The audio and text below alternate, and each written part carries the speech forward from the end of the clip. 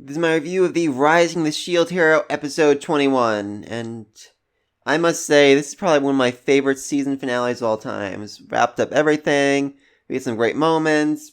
Wait, what's that? This is not the season finale. Are you sure? We had the whole heartfelt goodbye, we saw everyone Nafumi's met through this whole time, and we got the whole dramatic pose as he walked off into the sunset. Really?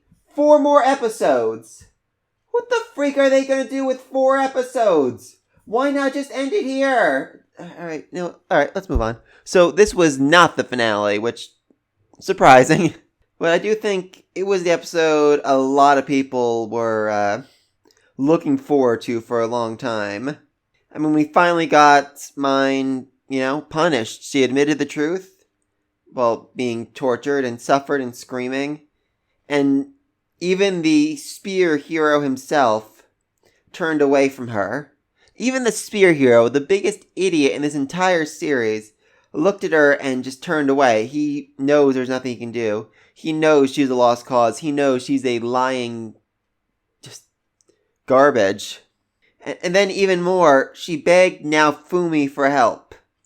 She looked at Naofumi and honestly asked him for help. Honestly asked him to save her life, and I think most of us were expecting to enjoy this more, but personally, I did not all that much.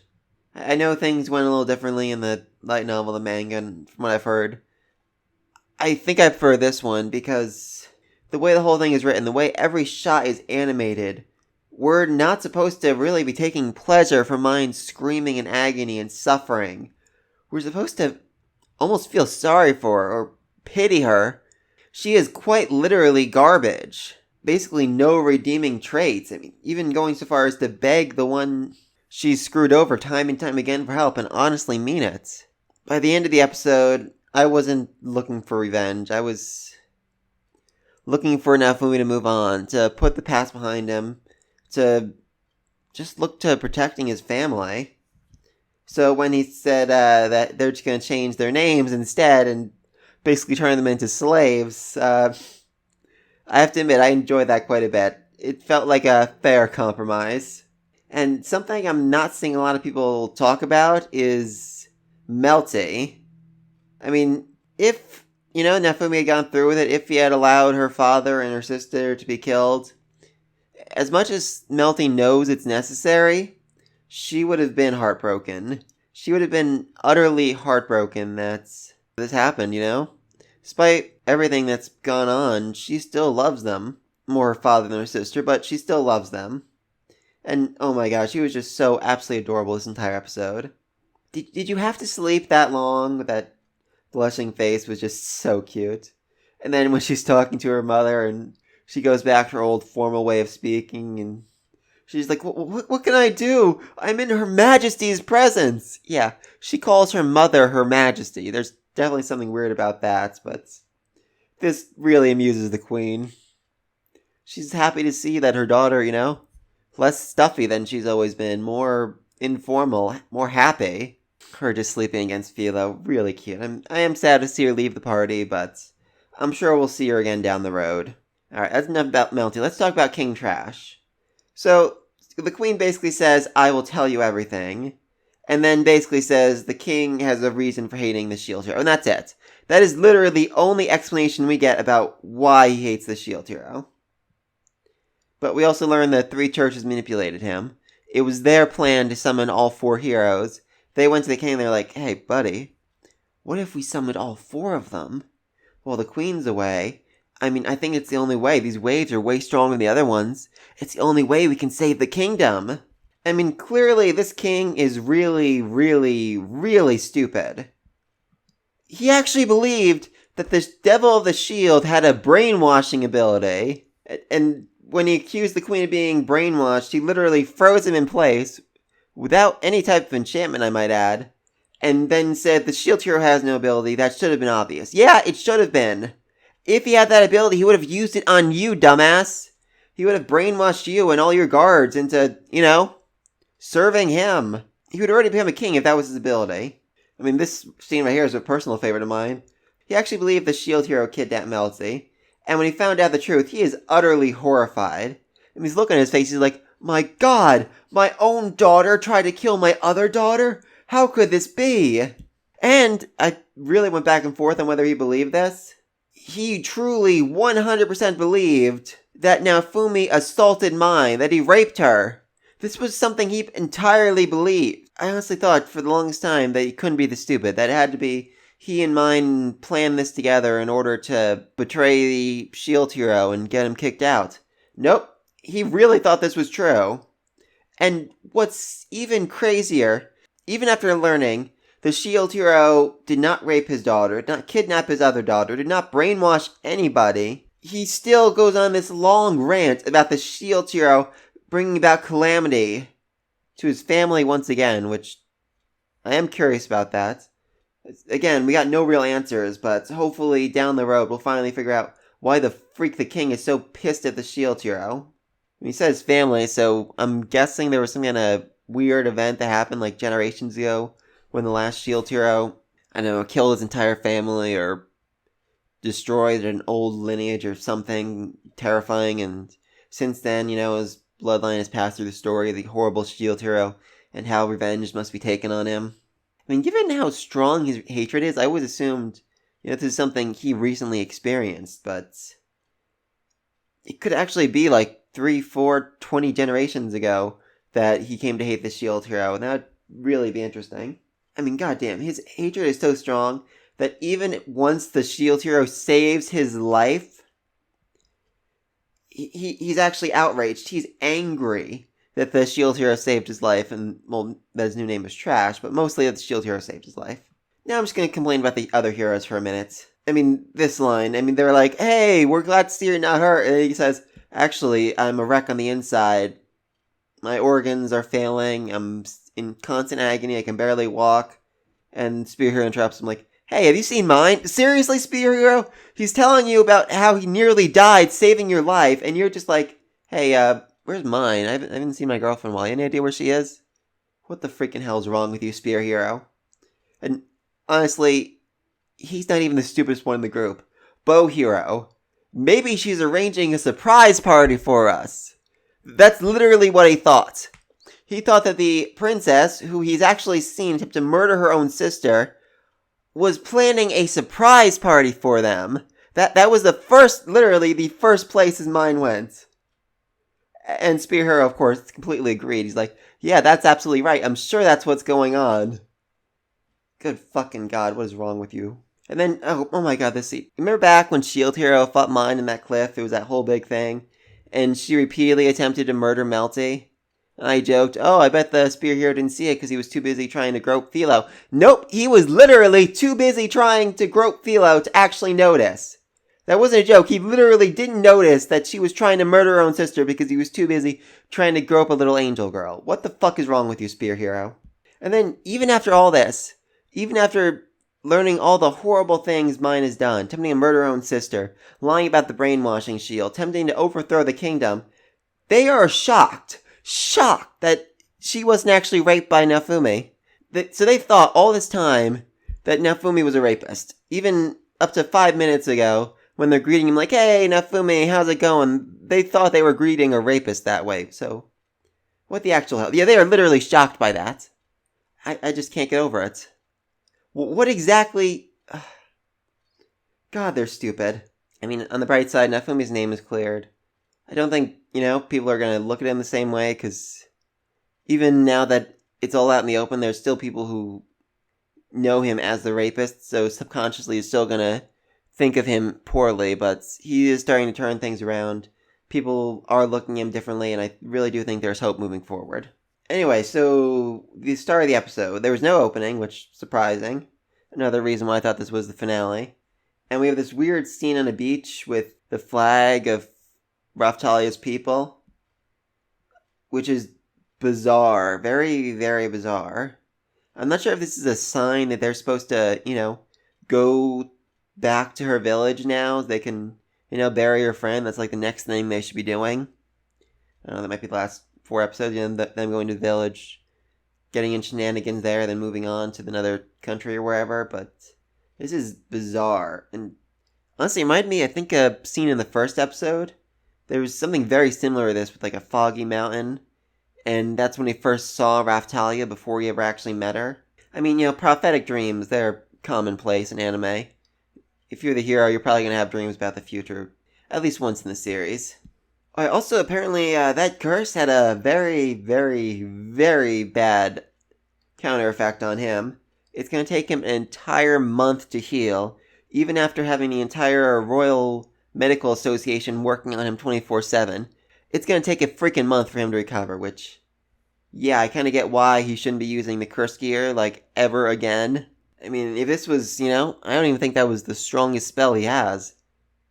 I'm sure there are much more powerful spells with much greater effects on his body, and I can't begin to imagine what they're going to be. I'm sure other shield heroes in the past have died using that cursed gear to take out the final big bad, So is dare say just a code word from now on? I literally have to ask, is that just, whenever anyone says dare say, you're like, oh, you are a shadow. That's a weird code word to use, honestly. I'm not really sure what the, reason behind it is. They couldn't just, wear a little pendant that says shadow or something. They have to say, and what was even the point of pretending to be a nurse? Were they just, like, guarding the queen as she walked in without anyone knowing they were there? I'm a little confused about that. Okay, so then we finally get some answers on where the freak the queen has been. She's been taking part in an international forum discussing the upcoming waves, and they all agreed, you know what? Each of us will summon our own hero. And then the king, after being manipulated by the church, said, you know what? Screw that. I'm summoning all the heroes. And since then, she's been trying to put out the fires and settle things with other nations, which I have to ask, then why the hell didn't you just come home? I mean, literally, instead of trying to put out fires with them, why didn't you just come back to, your home nation? Why didn't you just come back home, get 3 of the heroes, and then bring them to the other countries? Did you really think the church would have just, killed you if you'd come back? Was that your big fear? Because I can't for life of me figure out why you just didn't come back. I feel like that would have been the easier thing to do than trying to, work on diplomacy. We also learned that the queen actually did put someone in charge of the king. The Lord of Saeta, the Lord of Raftalia's original domain. Which, in my opinion, further enhances my belief that either the king or the 3 churches killed him. I mean, he was the one fighting for demi-human rights. So that's just one reason why they would have killed him. Now this, the fact that he was the queen's, watchdog, further proof that he was definitely murdered. Sent as an apology, she promises to clear his name, give him the greatest award the country has to offer, and 500 gold. And he basically shrugs us off and says it's not enough to make up for everything he's been through, but you are taking the gold, right? Because you didn't actually see him taking the gold. He just left. It might have been in his bag or something, but now, Fumi, please tell me he took the freaking gold. You need the freaking gold. And I suppose, on the other hand, he could argue, oh, I wouldn't want to take it away from the starving villagers. Use the money to help those who've been hurt by mine and the king. Which is a very Naofumi thing to say, even though he's a bit of a shrewd businessman. But I guess we'll see in the next episode, if he has such a ton of money he can throw around. Even then, he might just end up using it, on the people, helping them out, giving them gold to help rebuild everything that's been destroyed in the waves. I can see it happening. And once again, we come to the line that pissed me off most in the episode. That's the best shortcut to returning to my world. Really? Really, Naofumi? You still want to go home? You still want to go home? What exactly is waiting for you back home? Your brother, your parents? Here you have at least 2, 3 people who are absolutely in love with you, who care about you, who put your life above their own. I mean, and you have magic. Seriously, why exactly do you want to go home again? I have not heard you once discuss your family, how much you love them, how much you miss them, how much you miss anything about your own home. And yet you're still saying you just want to go home. Really? Really? Oh, then we finally get the queen bowing to Naofumi. That was a really nice moment, because remember back when the king confronted him, he's ordered the king to bow before him, which, God, knowing the depths of the king's rage right now, I have to say, that scene got even better. But yeah, so he finally had a royal bow to him, which was beautiful. It was a very touching moment, I have to say. This scene right here was something else, honestly. When Nefumi tells Raphtalia what the queen's planning on doing, or at least part of it, she literally starts crying tears of happiness because people will finally know that he's a hero. People will finally give him the respect he deserves, and that just means so much to her because she's seen how people stepped on him and were disgusted by him and hated him for really no reason. Honestly, I think this is the only reason he really went to the trial, basically, because, Raphtalia wanted him to go. Raphtalia wanted to see his name cleared, and I really like that. Anyway, then we get to the actual trial. Everybody's kept outside, even some of the soldiers, and I have to ask, who is this green-haired girl? I mean, seriously, the fact alone that she has, bright green hair and bright yellow eyes, that she just screams that she's going to be a main character down the road. But they give her special focus, being knocked aside by Maul some heavy-duty knight and then just flung through the air. I'm very curious who she is and what kind of role she's going to end up playing down the road. I don't think we've seen her before, but I'm not sure right now. Anyway, then we get to the trial, and the king and princess are marched in chains, which just shocks everybody, and of course mine. Motosoya, please help me. You're my only hope. Even at this moment, trying and pleading to get out of this, which such a mine thing to do, honestly. And oh my god, I just love Boss. Honestly, I would have expected him to be, in the dungeon by this point for helping the shield hero in the past. I'm glad he's okay, but just love him. Things are getting interesting. Yeah, your king and your first princess are literally on trial for treason. That's pretty freaking interesting. He's amused though, and I like that. So, in order to ensure a fair trial, they decide to go with slave marks, which I have to admit I did not see it coming. I assumed, they had some kind of truth-telling spell, something they could use to force them to tell the truth. I'm sure Nefumi will unlock a shield that does that down the road, but yeah. Instead, they actually have to use temporary slave crests, which, god damn, that's dark. And, oh my god, I love the queen right here. It's necessary because Malty is a pathological liar. Thank you! Somebody had to say it. Of course. Oh my god. No, I'm an honest, good girl. No, you're not. I'm pretty sure even the other two heroes realize you're not honest by this point. And I think the, best proof that she's lying is that she's so against getting the slave mark. I've often heard, innocent people don't say no to a polygraph. And, well, that's not necessarily true. I know there's issues with polygraphs. This is 100% accurate and will definitely give them answers. And if she's against it, if she's against the literally only way to prove her innocence, she's clearly lying. So yeah, she basically is forced to confess to colluding with the Church of the Three Heroes. However, she was not part of their plan to kill the other three heroes and the royal family. She didn't actually know about that part. However, she is unable to get out of the fact that, yes, she attempted to murder her own sister and frame the shield hero, which, yeah, that's pretty bad. That is very, very bad. And I just love this one soldier. I'm pretty sure he was part of the plan to murder Melty. I might be wrong. Yeah, I'm actually almost certain that I remember that guy's mustache.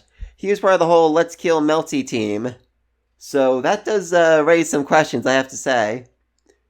I'm hoping the trial, covered this, like, who were the soldiers you were working with, and then they were arrested and led away at some point. And we skipped a lot of stuff happening, but I would certainly think they need to be taken care of, since they're still technically loyal to the Church of the Three Heroes. And then, of course, she has to confess that she wasn't actually raped by the shield hero, and they really go over the top with the slave mark here. I'm not sure why this is such a big lie. I think it's, more for dramatic effect, because this is the first lie, the one that started the whole series, really, but they really focus on it like it's literally setting her on fire. Of course, everyone is shocked by this, but they really shouldn't be. So then the spear hero puts a slave mark on mine, and okay, I just have a lot of questions about this.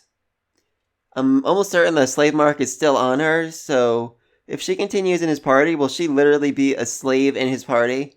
Because that would be pretty ironic. Back in episode 3 or 4, when he did the whole thing of, you have a slave in your party, it's disgusting, you're a monster, and now he has a slave in his party. That would be pretty freaking ironic, I have to admit. So anyway, he's horrified. Yeah, it was all a lie. He probably should have realized that already, but yes, it was a lie. But even after all this, after finding out again and again that Shield Hero basically has done nothing wrong since he came to this world, Naofumi really doesn't feel any better, His name's cleared, but he's not any happier. He honestly never really cared about clearing his name. I mean, he's already basically given up on, the entire world liking him, and he's just focused on his family, his party, those he actually cares about. They've never doubted him for a second, and that's all that really matters to him. Then the king and princess are found guilty of high treason, stripped of their statuses, and sentenced to death. Which, I don't think anyone was really expecting. I found it really interesting, the difference, I mean, the crowd outside is like, that's too much. She's being horrible. They don't deserve this. No, don't do it. I feel bad for the princess. And yet when they actually get to the execution, Phil actually asked, is this a festival? Which, yeah, pretty much. I kind of get that, only the people who really, wanted to see them dead would have gone to their execution, but that's still pretty interesting to me. I do think also this helped with what happened next, By creating a compromise where they were punished but weren't killed, Naofumi managed to appease both the people there who wanted them dead and the people who thought the punishment was too severe.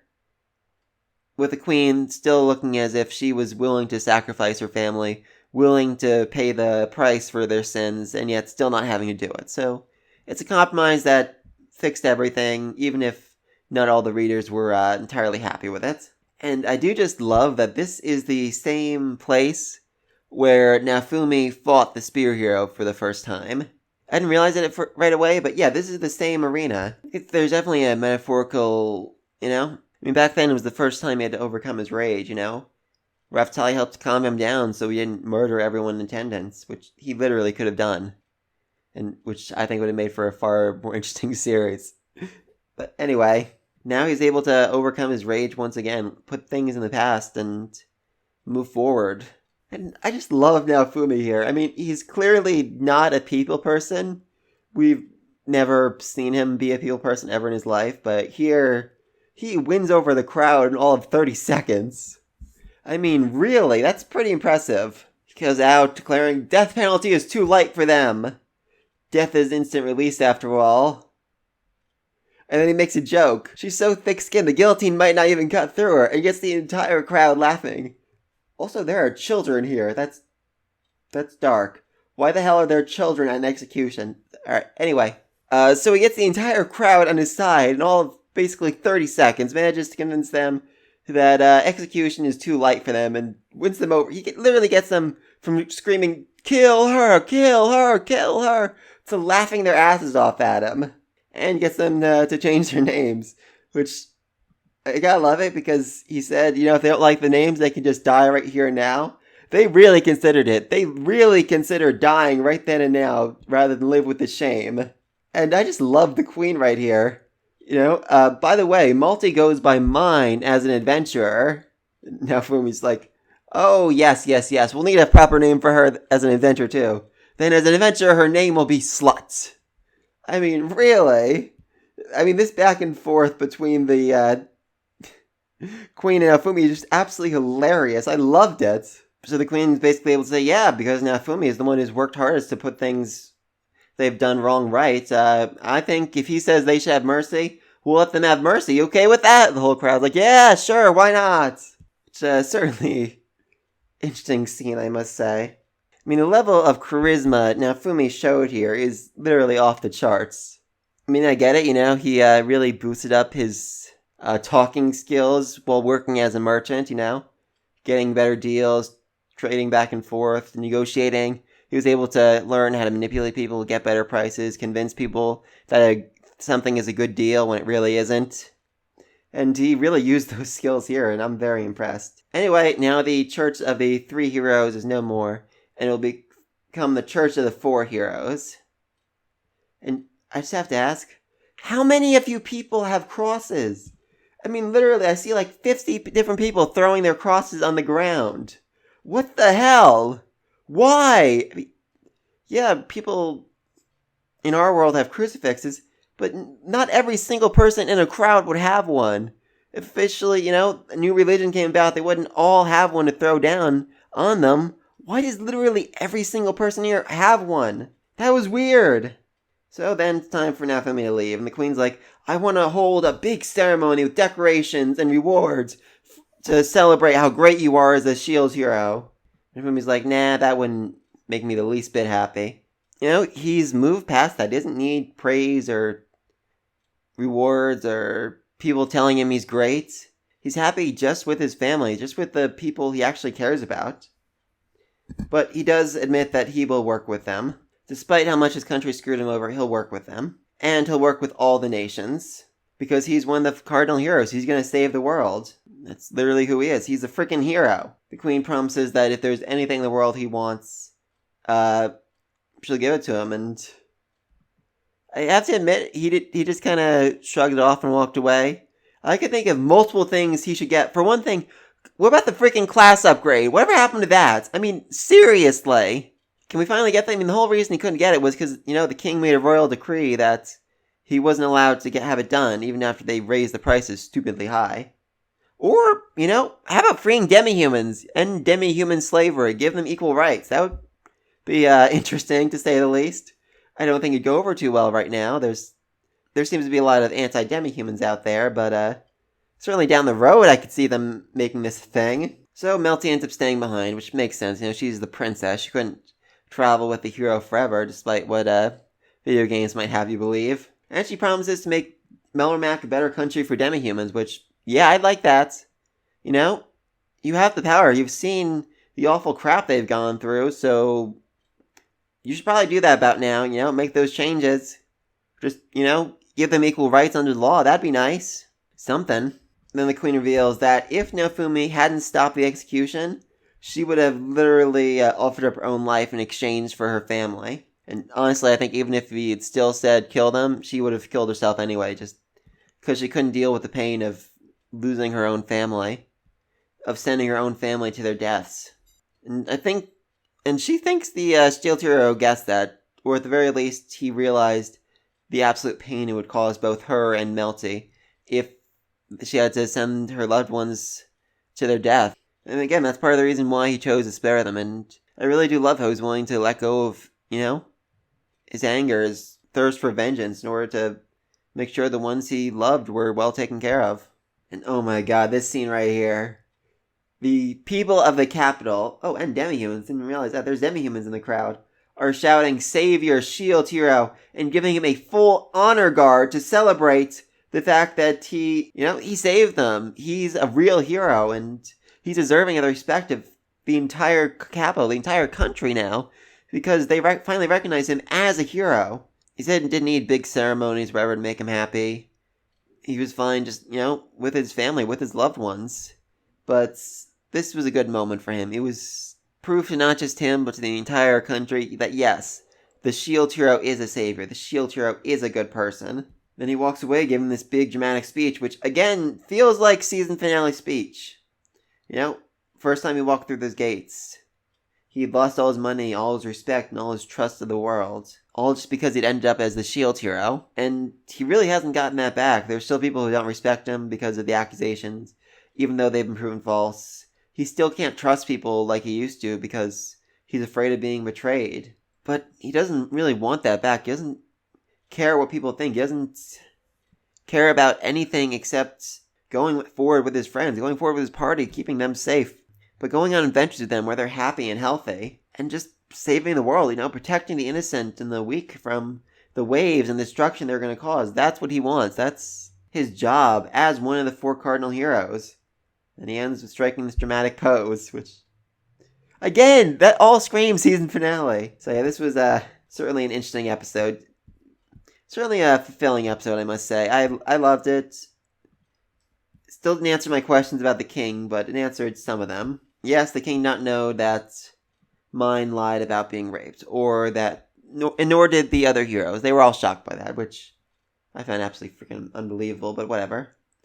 Shield Hero's good name has mostly been cleared. People no longer treat him as a monster. They recognize him as the savior that he is. We lost Melty along the way, but I'm sure we'll see her again. And now they have to go forward, and 4 episodes left to start and end in entirely New York. I'm not really sure what's going to happen.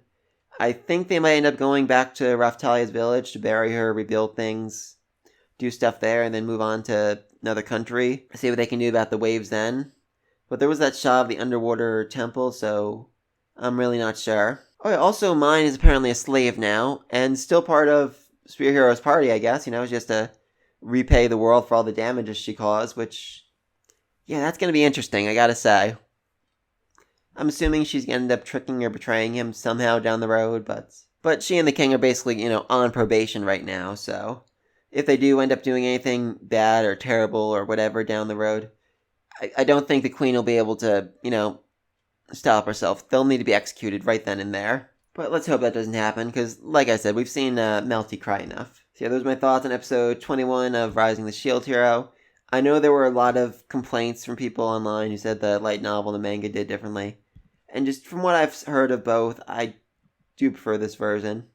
It's the Shield Hero learning to let go and learning that there are more important things than his revenge.